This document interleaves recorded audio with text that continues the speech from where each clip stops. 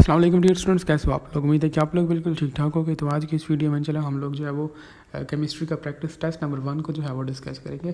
जैसे कि आप सब लोगों को पता है कि हम लोगों ने जो है वो इससे पहले बायोलॉजी को और फिज़िक्स को वाइंड अप कर लिया था। ठीक है, बायोलॉजी में हम लोगों ने प्रैक्टिस टेस्ट भी लिए थे और अलॉन्ग विद दैट हम लोगों ने क्विक रिवीजन सीरीज़ भी जो है वो कंप्लीट कर लिया है। अगर आप लोगों ने वो सीरीज़ फॉलो नहीं की तो आप लोग उसको फॉलो कर सकते हो। ठीक है, लाइक 30 मिनट में आप लोग अपना एक चैप्टर ईजिली जो है वो रिवाइज कर सकते हो। उसके बाद हम लोगों ने फिजिक्स के प्रैक्टिस टेस्ट वगैरह अरेंज किए थे। तकरीबन 4 टेस्ट हम लोगों ने फिजिक्स के लिए थे। 5-5 चैप्टर्स में हम लोगों ने फिजिक्स के कोर्स को डिवाइड कर लिया था। अब हमारे पास लास्ट में हम लोगों ने चाहे वो केमिस्ट्री रहता था, तो इसकी जो है वो टेस्ट भी हम लोगों ने स्टार्ट कर लिए हैं। आप लोग इनको भी फॉलो कर सकते हो। अब केमिस्ट्री के आप लोगों के पास टोटल 24 चैप्टर्स हैं, तो उसमें से हम लोग जो है वो टोटल 6 टेस्ट लेंगे। लाइक हम लोगों ने केमिस्ट्री के सिलेबस को 6 पार्ट्स में डिवाइड कर लिया है। ठीक है, हर पार्ट में 4 चैप्टर्स आते हैं। अब ये जो टेस्ट है ये हमारे पास चैप्टर नंबर 1 से लेकर चैप्टर 4 तक है। तो आइए इसको डिस्कस करते हैं। अच्छा, वीडियो स्टार्ट करने से पहले आप लोगों से रिक्वेस्ट है कि अगर आप लोगों ने चैनल को सब्सक्राइब नहीं किया हो तो आप लोग चैनल को सब्सक्राइब कर सकते हो, क्योंकि हमारे पास तो 90% व्यूअर्स हैं वो आउटसाइडर्स हैं, यानी कि नॉन सब्सक्राइबर्स हैं। ठीक है, आप लोग सब्सक्राइब कर लो, क्योंकि आप लोगों की तरफ से इनाम होता है और हमारे लिए मोटिवेशन होती है, जो कि हमें फर्दर हमारा काम करने पर मजबूर करती है। फर्स्ट ऑफ ऑल हमारे पास एमसीक्यू नंबर 1 में कहता है कि mass of an atom compared with the mass of the atom of carbon 12 is called option A 1 mole, option B gram atomic mass, option C atomic number, option D relative atomic mass. तो हमारे पास basically ये उसने आपको relative atomic मास की definition दी है। ठीक है, अब केमिस्ट्री में समटाइम्स इस तरह भी हो जाता है ना, केमिस्ट्री में या किसी भी सब्जेक्ट में समटाइम्स टेस्ट में लाइक बहुत कॉमन डेफिनेशन भी आपसे पूछी जाती हैं। तो यहाँ पर ये डेफिनेशन देने का मकसद जस्ट यही था कि आपको पता होना चाहिए कि इस तरह की डेफिनेशंस भी समटाइम्स एग्जाम में आती हैं, ताकि आप लोग इन चीज़ों पर भी फोकस करें। अब यहाँ पर समटाइम्स वो आपसे क्वेश्चन ये भी कर सकता है कि हम लोग रिलेटिव एटॉमिक मास में हम लोग जो है वो मास ऑफ एटम को किसके साथ कंपेयर करते हैं।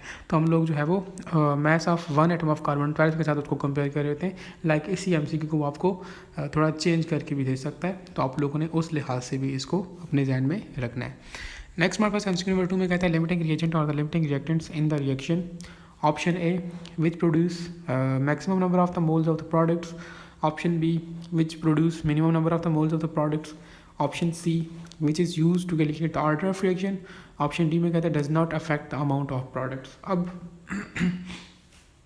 अब यहाँ पर आप लोगों को मैंने पहले भी कहा था कि आप लोग MCQs में लाजमी एलिमिनेशन मेथड जो है वो यूज़ किया करें। ठीक है, चीज़ों को आप अपने ऑप्शंस को एलिमिनेट किया करें, क्योंकि उससे आपके जो MCQs करेक्ट होने के चांसेस होते हैं वो ज़्यादा हो जाते हैं। ठीक हो गया।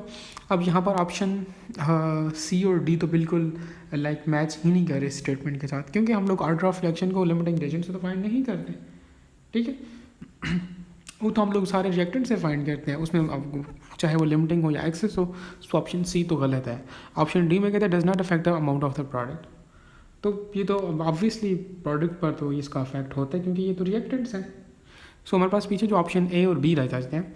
अब उसने बेसिकली हमसे लिमिटिंग रिएजेंट का पूछा, तो बेसिकली लिमिटिंग रिएजेंट और एक्सेस रिएजेंट का आपको पता हो।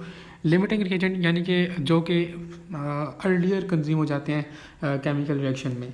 ठीक है, या जो कि हमारे पास केमिकल रिएक्शन को लिमिट रखते हैं किसी लिमिट तक, तो उनको हम लोग लिमिटिंग कहते हैं। तो बेसिकली हमारे पास इसको हम लोग आइडेंटिफाई कैसे करते हैं। हमारे पास इस वक्त minimum number of moles of products बन रहे होते, तो हम लोग कहते हैं कि वो रिएक्टेंट जो है हमारे पास एक लिमिटिंग रिएजेंट है। ठीक है, so option B is correct. MCQ number 3 में कहता है 1 AMU is equal to option A 1.66 into 10 की पावर -27 किलोग्राम्स, ऑप्शन बी में कहता है 1.66 मल्टीप्लाई 10 की पावर -24 ग्राम्स, ऑप्शन सी में कहता है 1 आवर 6.023 मल्टीप्लाई 10 की पावर 23 ग्राम्स, ऑप्शन डी में कहता है ऑल। तो आप लोगों को पता होना चाहिए कि हमारे पास 1 AMU किसके इक्वल है। तो 1 AMU आप लोगों के पास इन तमाम उसके इक्वल है। ठीक है, आप लोग कह सकते हैं option D is correct. Next हमारे पास एमसीक्यू नंबर 4 में कहते हैं number of moles in 100 grams of calcium carbonate CaCO3। Simple is that number of moles का पूछा है। अब क्वेश्चन बहुत इजी है। लाइक समटाइम्स आप केमिस्ट्री में इतने इजी क्वेश्चंस भी वो कर लेते हैं एग्ज़ाम के अंदर के उस वक्त असल में सोशल प्रेशर ज़्यादा होता है कि बंदा वो इजी से इजी क्वेश्चन भी सॉल्व नहीं कर पाता। अब यहाँ पर जो है वो अगर आपको कैल्शियम कार्बोनेट का मास नंबर उनको उसका मोलर मास पता चल जाए तो आप लोग तो easily number of moles calculate कर सकते हो। नंबर ऑफ मोल्स का फॉर्मूला हमारे पास क्या है, number of moles equal to mass in gram divided by molar mass. अब मास हमारे पास गिवन है जो कि ग्राम्स में ही है। अब मोलर मास हम लोगों ने फाइंड करना है first of all calcium carbonate का CaCO3 का। आपको ऑक्सीजन का पता है कि उसमें हमारे पास 16 होते हैं, ऑक्सीजन का मोलर मास 16 है, ठीक है, कार्बन का 12 है, कैल्शियम का आप लोगों के पास 40 है, ठीक है। आप लोग इसका मोलर मास ओवरऑल CaCO3 को फाइंड करोगे तो आपके पास वो भी 100 आएगा। Simple 100 divide by 100 is equal to 1। So option A is correct कि हमारे पास number of moles in 100 grams of calcium carbonate is 1, ठीक है। इसमें हमारे पास 1 नंबर ऑफ मोल होगा। Option A is correct. ये क्वेश्चंस बहुत इजी होते हैं, आप लोगों ने जस्ट प्रैक्टिस करनी होती है तो इजीली जो है वो ये चीज़ें सॉल्व हो जाती हैं, ठीक है। इतनी मुश्किल और टफ कैलकुलेशन नहीं है इसमें। और मोस्टली आप लोगों को पता है कि आप लोगों का केमिस्ट्री सेक्शन पोर्शन के अंदर सिर्फ 30 MCQs आएंगे और आप लोगों के पास टोटल चैप्टर्स 24 है। दिस मीन्स दैट 24 चैप्टर्स हैं। तो एग्जामिनर क्या करेंगे, पहले हर एक चैप्टर में से एक MCQ उठाएगा, फिर जो बाकी 6 MCQs बच जाएंगे वो वहाँ से उठाएगा जहाँ से कोई चैप्टर इंपॉर्टेंट है। जिस तरह आप लोगों के पास ये चैप्टर 1 इंपॉर्टेंट है, चैप्टर 2 इंपॉर्टेंट है, चैप्टर 3 इंपॉर्टेंट है। उसके बाद आप लोगों के पास सेकेंड ईयर केमिस्ट्री में आए तो हमारे पास जो है वो organic and organic chemistry important, तो यहाँ से वो लोग फिर 2 क्वेश्चन उठा लेंगे। तो आप लोगों ने जस्ट चीज़ों को सुपरफिशियली लेकर चलना है, बहुत डीप भी नहीं जाना, ठीक है। और बस इन सिंपल पर प्रैक्टिस करें तो you can easily score good in your main test, ठीक है। तो हमारे पास option A is correct in MCQ 4। MCQ 5 में कहता है during the stoichiometric calculation which one of the following law must be followed. Option A Dalton's law, option B law of conservation of mass, option C Avogadro's law, option D में कहता है law of conservation of energy. तो basically हम लोग स्टेचोमेट्रिक जो calculation होती हैं, ठीक है, इसमें हम लोग जो है वो एवोगैड्रोस लॉ को जो है वो मस्ट उसको फॉलो करना होता है। एवोगैड्रोस लॉ बेसिकली हमारे पास क्या कहता है कि नंबर ऑफ मोल के साथ उसका डायरेक्ट रिलेशन होता है, ठीक है। तो उसको लाजमी फॉलो करना होता है, मोल्स के रिलेटेड है बेसिकली, ठीक है। So option C is correct. Next आप लोग के पास MCQ नंबर 6 में कहता है what is the mass of 0.5 moles of H2O। अगर आप लोगों की एक्सरसाइज के शॉर्ट क्वेश्चन चाहते हो तो ये वहाँ से उठाया गया है, ठीक है।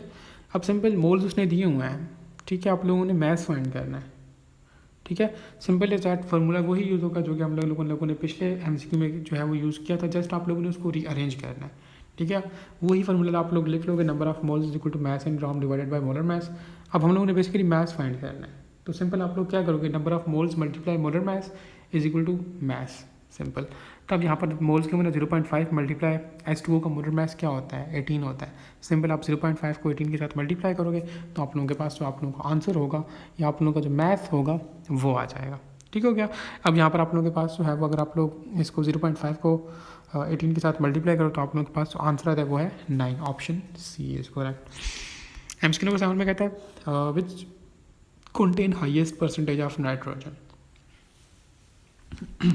तो सिंपल आप लोगों ने नाइट्रोजन वो फाइंड करना है, ठीक है। बहुत इजी है, परसेंटेज कंपोजिशन आप लोग ये 9th से पढ़ते आ रहे हो, ये वही चीज़ है, ठीक है। आप लोग इन सब का फाइंड करोगे, पहले NO का फाइंड करो, NO2 का फाइंड करो, N2O का फाइंड करो। सिंपल आप लोगों के पास नाइट्रोजन की कंसंट्रेशन जिसमें ज़्यादा आई तो वो आप लोगों के पास आप लोगों का बेस्ट ऑप्शन होगा। अब देखो नाइट्रोजन कितना होता है, 14 होता है, ऑक्सीजन कितना है, 16। ऑप्शन ए की बात कर रहा हूँ, ठीक है। तो आप लोग जस्ट सिंपल क्या करोगे, पहले अब नाइट्रोजन का हम लोगों ने बात की थी कि हमारे पास उसका 14 है, ठीक है। आप लोग 14 + 16 कर लोगे तो ये आप लोगों के पास कितना आ जाएगा, 30 आ जाएगा। सिंपल अब आप 14 को डिवाइड करो 30 पे और मल्टीप्लाई करो 100 के साथ। इस तरह आप लोगों के पास NO में नाइट्रोजन की वो आ जाएगी परसेंटेज कंपोजिशन, ठीक है। सिंपल आप लोगों ने जस्ट ओवरऑल कंपाउंड का मोलर मास आपको पता हो और जस्ट सिंपल आपने नाइट्रोजन के मोलर मास को डिवाइड करना है ओवरऑल कंपाउंड पर के मोलर मास पर मल्टीप्लाई 100, ठीक है। जिस तरह ऑप्शन ए में हमने कहा कि आप लोग क्या करोगे, molar mass of nitrogen divided by molar mass of nitrogen oxide which is NO multiply 100 करोगे तो आप लोगों के पास नाइट्रोजन का आ जाएगा, ठीक है। अब ऑप्शन बी में हमारे पास देखो ऑक्सीजन के 2 मॉलिक्यूल्स हैं, तो हम लोग जैसे सिंपल क्या करेंगे, नाइट्रोजन 14 होता है, 14 + 16 + 16, ये आप लोगों के पास 46 बनता है। तो यहाँ पर आप लोग क्या करोगे, 14 को 46 पे डिवाइड करोगे, क्योंकि ओवरऑल हम लोगों ने बोला मैथ्स पर डिवाइड करना है और उसके बाद मल्टीप्लाई 100 कर लेना है। ठीक है, आप लोग इसको करोगे तो आप लोगों के पास जो बेस्ट ऑप्शन होगा वो आ जाएगा। अब यहाँ पर जो है वो एमसीक्यू नंबर 7 में जो आप लोगों के पास करेक्ट ऑप्शन है वो N2O है। ठीक है, तो आप लोग इसको फाइंड कर लें तो इंशाल्लाह यही आएगा। नेक्स्ट हमारे पास जो है वो एमसीक्यू नंबर 8 में कहते हैं theoretical yield is always option A less than practical yield, option B greater than actual yield, option C both are equal, option D none. तो समटाइम्स वेरी सिंपल चीज़ें भी जो है वो आप लोगों से पेपर में पूछी जाती हैं। तो आप लोगों की तो ये तो सिंपल आप लोगों का शॉर्ट क्वेश्चन था, तो याद होगा आपको यकीनन। हमारे पास जो थ्योरेटिकल यील्ड थी हमारे पास ये हमेशा एक्चुअल यील्ड से ग्रेटर होती है। ठीक है, और इसी स्टेटमेंट को आपसे उलट करके पूछ सकते हैं, तो आप लोग कह सकते हो कि actual yield is less than theoretical yield and theoretical yield is greater than actual yield. ठीक है, तो आप लोग स्टूडेंट्स फिर वहाँ पर कन्फ्यूज़ होते हैं। ठीक है, अब ये स्टेटमेंट उसने थोड़ा उलट करके दी हुई है। ठीक है, option B is correct. MCQ number 9 में कहते हैं ammonia is form by the reaction of the nitrogen with the hydrogen by the following reaction, N2 + 2H2 gives us 2NH3। कहते हैं कि which one is the limiting reagent and which one is excess reagent. Simple है, आप लोगों को उसने क्या किया कि अमोनिया की फॉर्मेशन का बताया हुआ है। ठीक है, NH3 बन रहा है। अब यहाँ पर कहता है कि इस रिएक्शन के अंदर हमारे पास कौन सा लिमिटिंग रिएजेंट है और कौन सा एक्सेस रिएजेंट है। तो अगर आप लोगों को पिछले अगर प्रैक्टिस टेस्ट याद हो, मैंने वहाँ पर भी जो है वो ये एमसीक्यू तकरीबन 2 मरतबा दिया था। ठीक है, 2 टेस्ट में मैंने रिपीट किया था। अभी ये तीसरी मरतबा ये एमसीक्यू आ रहा है, तो आप लोगों को यकीनन ये आता होगा। इसमें मैंने कहा था कि जब भी बैलेंस्ड केमिकल इक्वेशन होगी तो आप लोग सिंपल आंखें बंद करके बोलोगे कि इसमें किसी भी किस्म का लिमिटिंग या एक्सेस रिएजेंट नहीं है। ठीक है, अब बैलेंस्ड केमिकल इक्वेशन को आप लोग किस तरह आइडेंटिफाई करोगे कि इक्वेशन बैलेंस्ड है। सबसे सिंपल तरीका, डबल एरर होंगे। यहाँ पर अब उसने डबल एरर नहीं लगाया हुआ है, ठीक हो गया, लेकिन आप लोगों को पता होना चाहिए। ठीक है, पेपर के अंदर वो असल में हम लोग तो उस तरह कोई उस तरह से टाइपर नहीं है, लेकिन आप लोगों के पेपर के अंदर वो सही सारी चीज़ें मेंशन होती हैं। ठीक है, अब डबल एरो वहाँ पर लगा होता है, तो वहाँ पर आप लोग इजीली इसको आइडेंटिफाई कर सकते हो कि यार ये बैलेंस्ड केमिकल इक्वेशन है। और मोस्टली वो ये अमोनिया का ही पूछ रहे होते हैं। अगर इस तरह का कोई उन्होंने न्यूमेरिकल दिया भी ना, तो अमोनिया का ही पूछ रहे होते हैं। तो बैलेंस्ड केमिकल इक्वेशन के अंदर किसी भी किस्म का लिमिटिंग या एक्सेस रीजन नहीं होता, सो ऑप्शन डी इज करेक्ट। ठीक हो गया।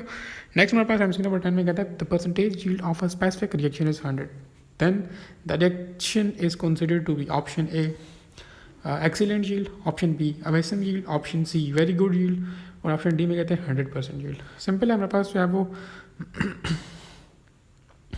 अगर जो है वो हमारे पास किसी रिएक्शन का हमारे पास 100% जो है वो यील्ड है, स्पेसिफिक रिएक्शन का 100% है, तो उसको हम लोग क्या कंसिडर करेंगे। एक्सीलेंट यील्ड है, अमेजिंग यील्ड है, वेरी गुड यील्ड है, ये आप लोगों की बुक की लाइन है। तो आप लोगों ने क्या करना है कि ये खुद जो है वो आप लोगों का टास्क है, आप लोगों ने चाहे वो चेक करना है और मुझे बताना है कमेंट सेक्शन के अंदर। ठीक है, इसको मैं नहीं बता रहा। एमसीक्यू नंबर 11 में कहता है कि nature of the cathode rays is in discharge tube depends upon option A nature of gas used in discharge tube, option B nature of cathode used in discharge tube, option C में कहता है independent of the nature of the gas in the discharge tube, option D depends upon the nature of anode in the discharge tube. तो आप लोगों के पास जो nature of cathode rays होती है ट्यूब के अंदर, ठीक है, कैथोड रे ऑस्किलेशन और इस तरह की चीज़ें आप लोगों ने पढ़ी होंगी, ठीक है, डिस्कवरी ऑफ कैथोड ये वो this and that.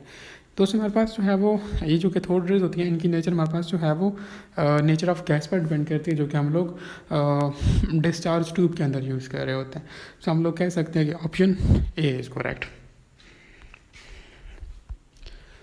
MCQ number 12 में कहते हैं in atomic particles, option A mass of neutron is almost equal to the mass of electron, option B E by m ratio of electron is almost equal to the E by m ratio of proton, ठीक है, mass of proton is almost equal to the mass of electron, option D charge of proton is almost equal to the charge of electron। तो अब इस तरह के question अक्सर आप लोगों के पास केमिस्ट्री पोर्शन में आते हैं, इसीलिए इस स्टूडेंट्स को केमिस्ट्री पोर्शन थोड़ा डिफिकल्ट लगता है, टफ लगता है। हालांकि इतना टफ वो होता नहीं है, ठीक है। जस्ट उनने जनरल बहुत बेसिक कॉन्सेप्ट जो होते हैं ना, लाइक जो हम लोग ने 9th-10th में सीखे होते हैं, उन चीज़ों को वो लोग छेड़ रहे होते हैं। और अक्सर हम लोगों को हमारे जो 9th-10th के कॉन्सेप्ट होते हैं वो बहुत वीक होते हैं, ठीक है। तो वो छेड़ते ही उस चीज़ को है। अब इसका मतलब ये भी नहीं है कि आप लोग 9th-10th की बुक उठाकर बैठ जाओ, ठीक है। मेरे कहने का मतलब जस्ट ये है कि वो लाइक बहुत बेसिक पॉइंट्स को जो है वो छेड़ते हैं। अब ये बहुत बेसिक MCQs है, ठीक है। और केमिस्ट्री में इस तरह वो इन चीज़ों पर बहुत वो करते हैं। अक्सर आप लोगों को जो है वो बहुत लेंथी स्टेटमेंट्स दी होती हैं, स्टूडेंट्स उनको पढ़ता भी नहीं है, पहले ही देख के कन्फ्यूज़ हो जाता है कि यार ये तो मुझे नहीं आता होगा यकीनन। लेकिन हालांकि वो MCQs बहुत आसान होते हैं। उन MCQs को किस तरह सॉल्व करना है तो वो मैं इंशाल्लाह उस पर एक सेपरेट वीडियो बनाऊंगा आप लोगों के टेस्ट से 1-2 दिन पहले, तो वो उसमें आप लोग देख लोगे। अब यहाँ पर जो है वो एटॉमिक पार्टिकल्स के बारे में उसने पूछा है। तो हमेशा आप लोग अपने जहन में रखो कि हमारे पास जो है वो जो प्रोटॉन पर चार्ज होते हैं ना, ठीक है, वो हमारे पास हमेशा इक्वल होता है चार्ज ऑफ इलेक्ट्रॉन के, ठीक है। So option D is correct.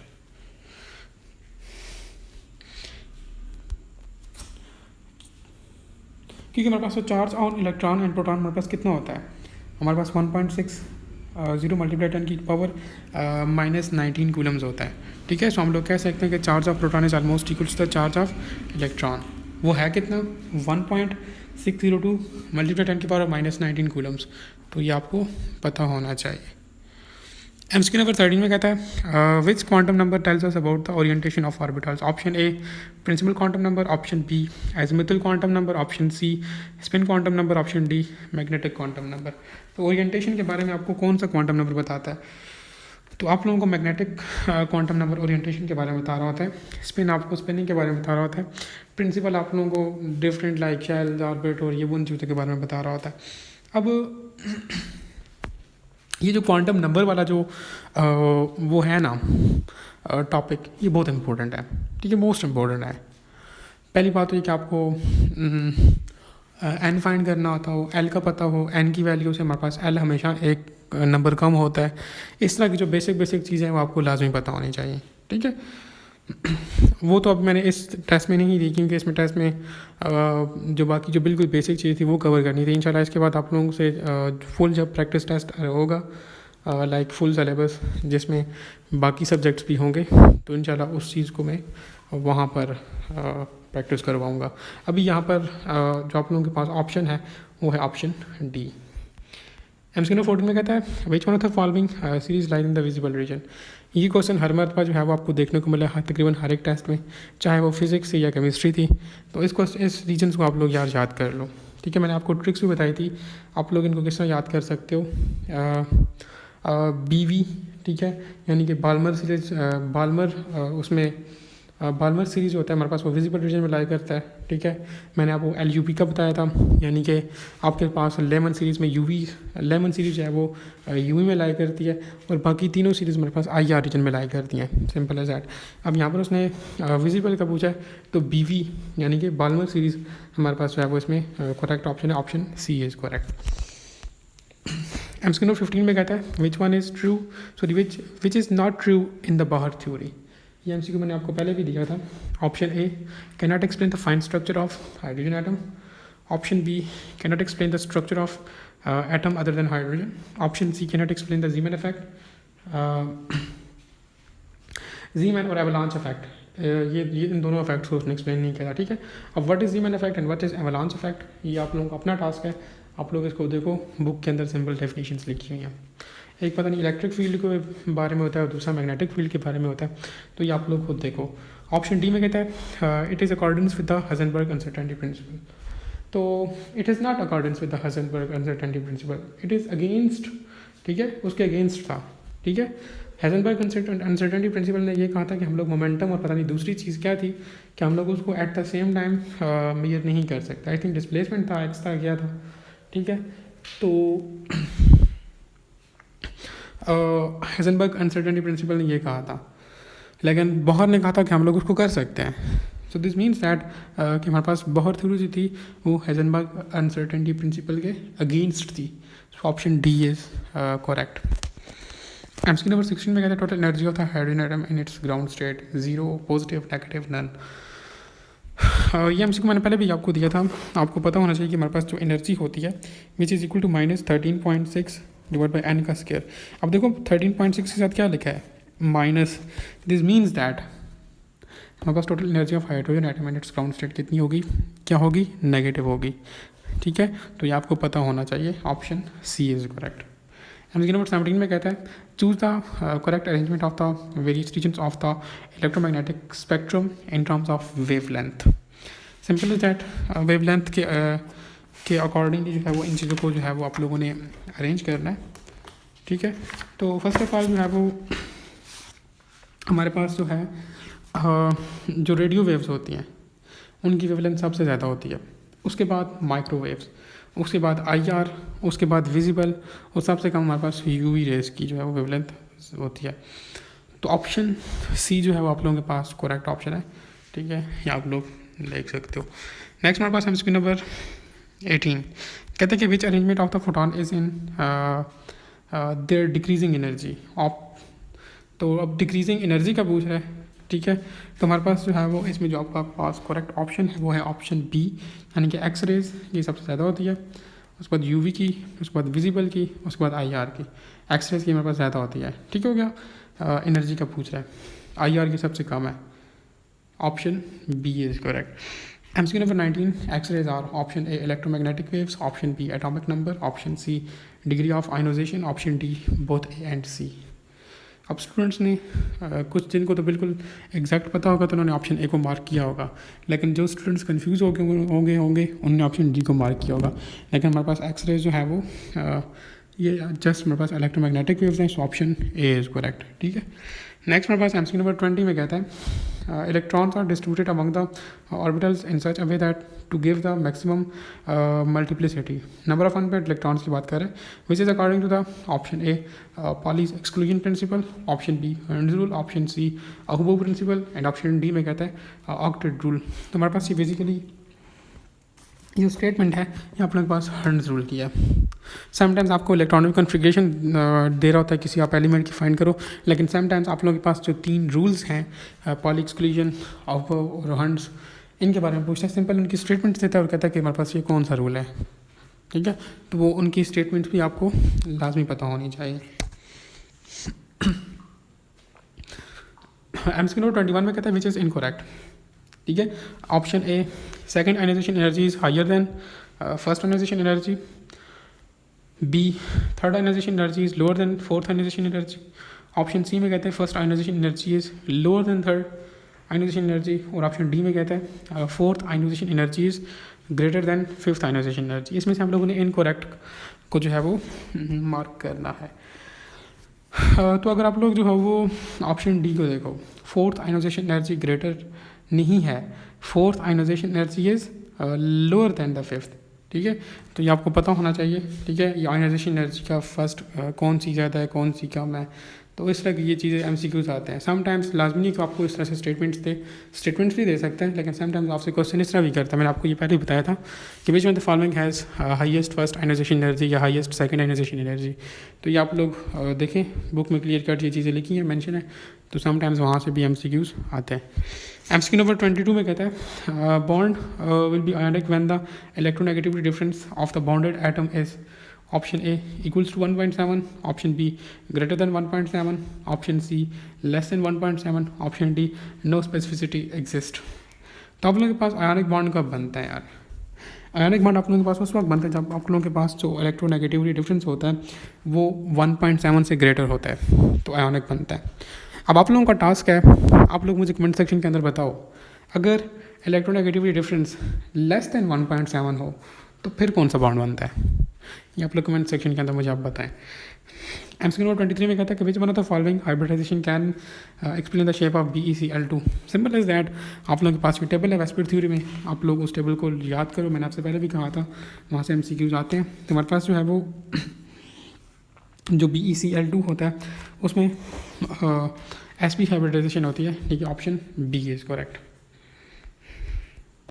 Next आप लोगों के पास एमसीक्यू नंबर 24 में कहता है according to valence shell electron pair repulsion theory यानी कि वेस्पर की बात कर रहा है the repulsive forces between the electron pair of the central atom of the molecules are in the order of. तो ये मोस्ट इंपॉर्टेंट चीज़ है यार, ठीक है। Option A bond pair is greater than या stronger than lone pair bond pair. Option B में कहता है bond pair is stronger than lone pair bond pair which is stronger than lone pair bond pair. Option D में कहता है कि lone pair is greater then lone pair bond pair which is greater then bond pair. एक point missing है, ठीक है, लेकिन आप लोगों का जो ऑप्शन है वो इसमें आ जाता है। आप लोग इसमें जो है वो अगर आप लोग ऑप्शन डी को देखो, ठीक है, ये सिंपल आप लोगों की बुक की लाइन उठाई गई है, ठीक है, कि लोन पेयर हमारे पास ये ज़्यादा स्ट्रॉन्गर होगा लोन पेयर बॉन्ड पेयर से, और ये लोन पेयर बॉन्ड पेयर ज़्यादा स्ट्रॉन्गर होगा as compare to bond pair. सबसे स्ट्रॉन्गर कौन सा होगा? लोन पेयर और सबसे वीकेस्ट कौन सा होगा? बॉन्ड पेयर और बॉन्ड और लोन पेयर ये मीडियोकर होगा, इंटरमीडिएट होगा।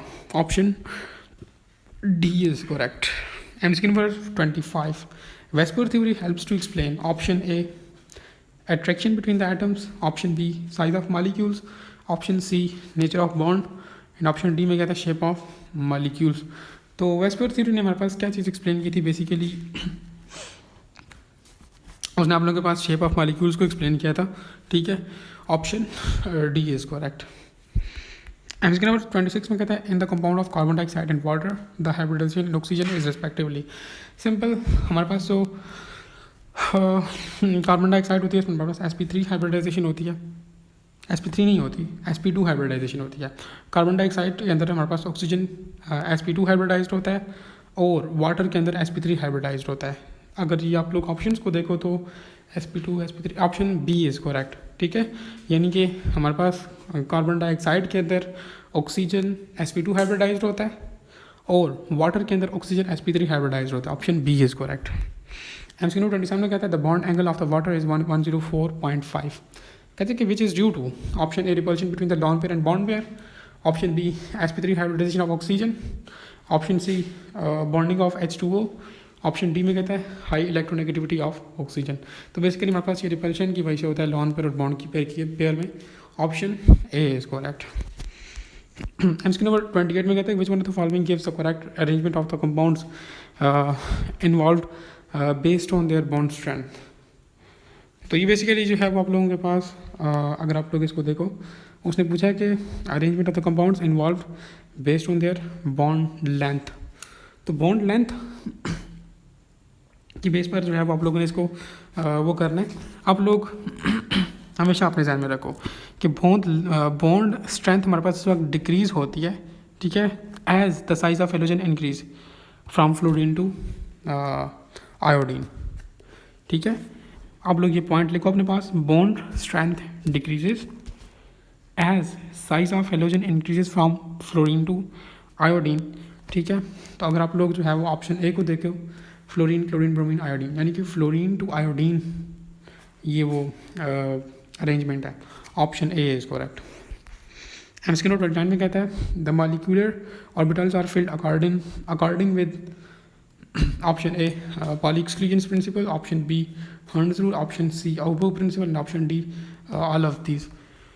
तो आप लोगों के पास जो है वो मॉलिक्यूलर ऑर्बिटल्स फिल्ड होते हैं, इलेक्ट्रॉनिक कॉन्जुगेशन की बात कर रहे हैं तो वो तीनों रूल्स को फॉलो करते हैं, ठीक है। तो option D is correct. MCQ number 30 में कहता है 30 में the Lewis acids are option A electron deficient, option B electron rich, option C octet is completed और ऑप्शन डी में आप लोगों के पास कहता है कि नो सच एसिड्स एग्जिस्ट। तो आप लोगों के पास जो लीवर्स एसिड्स होते हैं, ठीक है, वो हमेशा इलेक्ट्रॉन डेफिशिएंट्स होते हैं, ठीक है। So option A is correct. Next MCQ number 31 में कहता है कि at constant temperature when the pressure of the gas is increased 2-3 times then its volume become.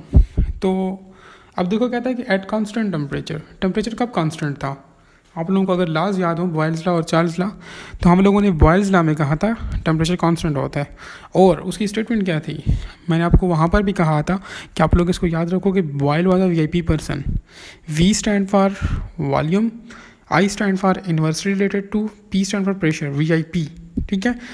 इस तरह से आप लोग इसको याद कर सकते हो। अब दिस मीन्स दैट जब हम लोग प्रेशर को इंक्रीज़ करेंगे तो वॉल्यूम डिक्रीज़ होगा। अब यहाँ पर कहते हैं कि प्रेशर को हम लोगों ने 3 टाइम्स इंक्रीज़ किया है, तो वॉल्यूम 3 टाइम्स क्या होगा, डिक्रीज़ होगा ना। So option C is correct.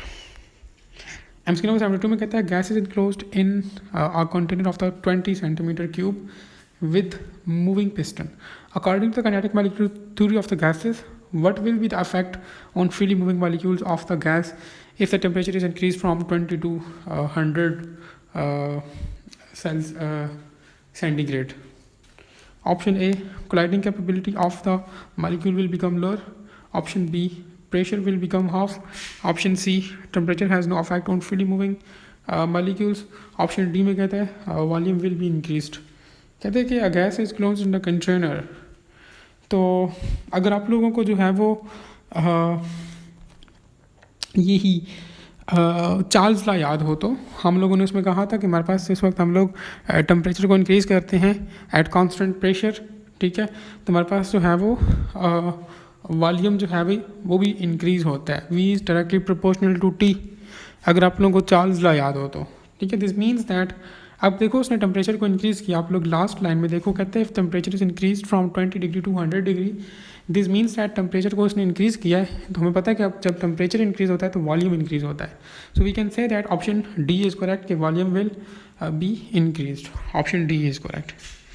MCQ number 33 में कहता है all the collisions between the particles of the gases are elastic in nature. What is meant by elastic? Option A, no change in the potential energy during the collision. Option B, velocity of the molecules changes. Option C, change in the kinetic energy. Option D, no change in the mass during the collision. तो statement क्या थी, कहते हैं कि all collisions between the particles and gases are elastic. elastic का मतलब क्या है वो पूछ रहा है, तो आप लोग जो है वो बोलोगे कि चेंज इन काइनेटिक एनर्जी, ठीक है, तो उसको हम लोग कह सकते हैं कि वो इलास्टिक नेचर है। इलास्टिक का लफ्ज़ जो हम लोग यूज़ करते हैं उसका मतलब ये है change in kinetic energy. Option C is correct. MCQ number 34 में कहता है if the absolute temperature of the gas is doubled and pressure is increased 4 times then the volume become. तो सिंपल है, आप लोग देखो हम लोगों ने 2 लॉज पढ़े थे, एक लॉ था हमारे पास बॉयल्स लॉ, ठीक है। आप लोग अपने पास एक पेन और कॉपी रखो, मैं साथ साथ ये बोल रहा हूँ कि मैं इधर लिख नहीं सकता, तो आप लोग अपने पास साथ साथ नोट करें तो आपको ये समझ आ जाएगा। देखो हम लोगों ने कहा था कि हमारे पास 2 लॉज हैं, एक को हमने कहा था कि बॉयल्स लॉ है, दूसरा हमारे पास चार्ल्स लॉ है। अब बॉयल्स लॉ में हमने क्या कहा था, volume is inversely proportional to pressure, इसको आप लोग इक्वेशन 1 का नाम दो। दूसरा लॉ हमारे पास क्या था कि volume is directly proportional to temperature, इसको आप लोग इक्वेशन 2 का नाम दो। जब आप लोग इन इक्वेशंस को कंबाइन करोगे कि आप लोगों के पास इक्वेशन बनेगी volume is directly proportional to T over P, ठीक है, टेम्परेचर ऊपर होगा। इन इक्वेशन को जस्ट आप लोग कंबाइन कर लो, कंबाइनिंग इक्वेशन 1 और 2, आप लोगों के पास जो इक्वेशन बनेगी वो V is directly proportional to या V is proportional to T over P. अब देखो टेम्परेचर उसने बोला कि हम लोग डबल कर रहे हैं, आप लोग टेम्परेचर की जगह 2 पुट कर लो 2, और प्रेशर का उसने बोला कि इसको हम लोग 4 टाइम्स इंक्रीज़ कर रहे हैं, ठीक है, प्रेशर को 4 टाइम इंक्रीज़ करें, आप लोग डिनोमिनेटर में 4 लिखो, कटिंग करो, आप लोगों के पास बन जाता है 1/2। दिस मीन्स दैट हमारे पास जो है वो वॉल्यूम हाफ हो जाएगा। Option A is correct.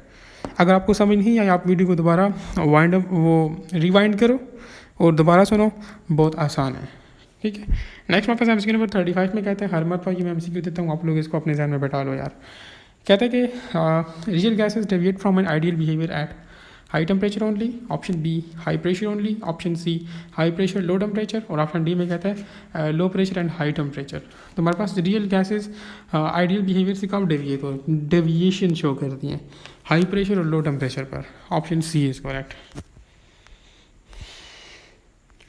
Next आप लोगों के पास एमसीक्यू नंबर 36 में कहते हैं a container having a mixture of the gases 20% ammonia है, 30% हाइड्रोजन है और 50% ऑक्सीजन है under the 50 atm pressure, choose the correct partial pressure respectively. Simple is that partial pressure आप लोगों ने यहाँ से फाइंड करना है इन तीनों का, और वो बताना है रिस्पेक्टिवली। इसके लिए सिंपल सा फार्मूला है आप लोगों के पास, वो हम लोग देखते हैं।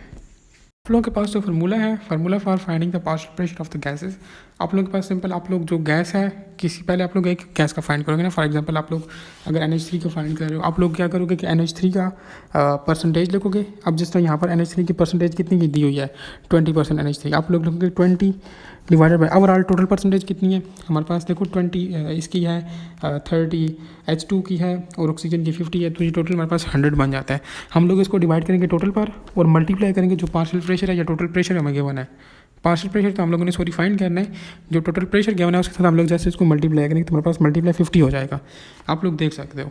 ठीक है, इसी तरह हम लोग जो है वो हाइड्रोजन का भी फाइंड करेंगे और इस तरह हम लोग जो है वो अपने पास ऑक्सीजन का भी फाइंड करेंगे। इन दिस एंड दैट पे आप लोग कैलकुलेट कर लो तो आप लोगों के पास आप लोगों का जो बेस्ट आंसर होगा वो आ जाएगा। ठीक है, तो यहाँ पर अगर आप लोग ऑप्शन बी को देखें तो ये हमारे पास मैच करता है 10, 15 एंड 25। ठीक है, और अमोनिया का पार्शियल प्रेशर 10, हाइड्रोजन का 15 और ऑक्सीजन का 25। Option B is correct. MCQ number 37 में कहता है the spontaneous mixing of the particles is called, option A sublimation, option B boiling, option C diffusion, option D है इवेपोरेशन। तो basically mixing of the particles, इसको हम लोग basically diffusion कह रहे होते हैं। Option C is correct. Simple सा MCQ था। MCQ नंबर 38 में कहता है when compressed hydrogen is allowed to expand rapidly it cause, option A cooling, option B heating, option C liquefaction, option D solidification. हमारे पास इस वक्त हम लोग जो है वो कंप्रेस्ड हाइड्रोजन को जो है वो अलाउ करते हैं कि वो एक्सपेंड हो जाए। ठीक है, तो हमारे पास वो शो करती है हीटिंग। अब मोस्टली स्टूडेंट्स ने यहाँ पर कूलिंग का जो है वो ऑप्शन टिक किया होगा, क्योंकि उनको पता है कि एक्सपेंशन ऑफ जो गैसेस होती हैं वो कूलिंग काज करती हैं। लेकिन हाइड्रोजन, हीलियम और एक और कोई गैस है, ये मैं आगे एक MCQ है उसमें मैं बताऊँगा, ये हमारे पास negative Joule Thomson effect show करती हैं। वो एक अगर नेक्स्ट MCQ है उसमें हम लोग एक्सप्लेन करेंगे, लेकिन यहाँ पर आप लोग जस्ट ये समझ लो कि हाइड्रोजन, हीलियम और एक तीसरी गैस है, ये एक्सेप्शनल केसेस है। ठीक है, यहाँ पर आप मोस्टली स्टूडेंट्स ने मुझे पता है कूलिंग लगाया होगा यकीनन, यहाँ पर कूलिंग नहीं आता, यहाँ पर हीटिंग आता है। ठीक है, ऑप्शन बी इज करेक्ट। अब हीटिंग क्यों आता है ये आप लोगों का नेक्स्ट MCQ हम लोग उसमें देखते हैं। MCQ नंबर 39 में कहता है helium show the negative Joule Thomson effect due to its, option A low viscosity, option B inert nature, option C resistance to polarize और ऑप्शन डी में कहता है डेंसिटी। अब आप लोग मेरी एक बात ध्यान से सुने। ठीक है, वो ये है कि हमारे पास ये जो गैसेस के नाम याद रखें, हाइड्रोजन, हीलियम और नियॉन, ये 3 गैसेस हैं, एक्सेप्शनल केसेस हैं। ठीक है, ये इसमें आप ये जो कॉन्सेप्ट बता रहा हूँ इसमें आप लोगों का जो पिछला प्रीवियस MCQ था वो भी क्लियर हो रहा है और ये वाला भी। पहली बात ये कि आप लोगों को जॉल थॉमसन इफेक्ट का पता हो कि वो क्या होता है। बेसिकली कहता है कि when the highly compressed gas are suddenly expanded they produce the cooling and liquefy, this is called Joule Thomson effect. Simple as that कहता है कि जिस वक्त हम लोग किसी कंप्रेस्ड गैस को अलाउ करते हैं कि वो एक्सपेंड हो जाए तो वो कूलिंग काज करती है, तो उसको हम लोग इस फिनोमेना को जॉल थॉमसन इफेक्ट कह रहे होते हैं। नेक्स्ट वो कहता है कि Thomson effect but hydrogen, helium and neon, ये तीनों चीज़ें आप लोग अपने पास लेके, hydrogen, helium and neon on sudden expansion produce the heating instead of cooling and this show the negative Joule Thomson effect. मैंने आपसे पहले भी कहा कि हमारे पास negative Joule Thomson effect show करती है। ठीक है, इसलिए हम लोग बोलते हैं कि ये कूलिंग काज नहीं कर रही होती, ये हीटिंग काज कर रही होती है। कहते हैं कि it is due to the lack of polarization power in the gases. कहते हैं कि in order to liquefy the such gases they are first cool down to certain temperature, जिसको हम लोग जो है वो इन्वर्जन टेम्परेचर कहते हैं। आपको पता हो कि इन्वर्जन टेम्परेचर क्या होता है, कि जब हम लोग गैसेस कंप्रेस्ड गैसेस को एक्सपेंड करते हैं तो वो हीटिंग काज करती हैं। अब उस हीटेड उसको हम लोग दोबारा से लाइक कूल करने की कोशिश करते हैं तो उसको हम लोग इन्वर्जन टेम्परेचर कहते हैं। Simple is that. कहते हैं कि after which Joule Thomson effect is applied, उसके बाद इन पर हमारे पास हम लोग जॉल थॉमसन इफेक्ट जो है वो अप्लाई कर सकते हैं। ठीक है, तो इसमें आप लोगों के पास जो है वो ऑप्शन सी इज़ करेक्ट होगा, रेजिस्टेंस टू पोलराइज। ठीक है, ऑप्शन सी इज़ करेक्ट। अब आप लोगों को यहाँ से बहुत से पॉइंट्स मिले होंगे। ठीक है, तो उम्मीद है कि आप लोगों ने काफ़ी कुछ इसमें सीखा होगा। Option C is correct. MCQ 40 में कहता है which statement is wrong about the fourth state of matter which is plasma, option A, the plasma contain the equal amount of the positive and negative charges and are almost neutral as a whole. Option B, plasma exists in atmosphere of the stars. Option C, plasma exists in the region around the sun. Option D में कहता है there is less amount of the matter in plasma state than the familiar solid liquids and the gases. तो पहली बात ये कि इसमें आप लोगों के पास ऑप्शन डी करेक्ट ऑप्शन है। आप लोग हमेशा ध्यान में रखें कि हमारी जो यूनिवर्स है, ठीक है, most of the universe is made up of plasma. 50% है या इस तरह से कुछ आप लोगों की बुक में मेंशन भी है रेशो, ठीक है, परसेंटेज मेंशन है।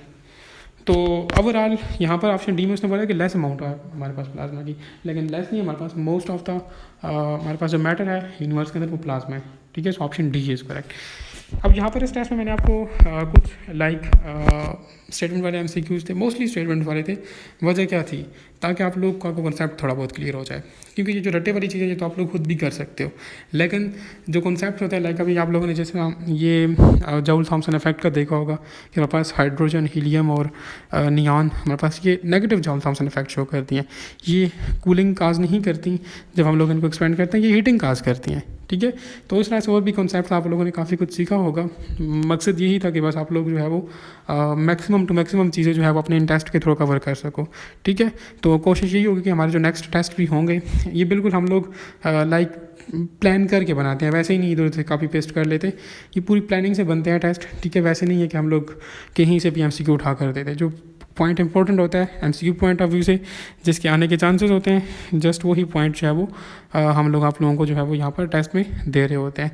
लाइक फालतू या फजूल किस्म के MCQs हम लोगों ने टेस्ट में ऐड नहीं किए होते।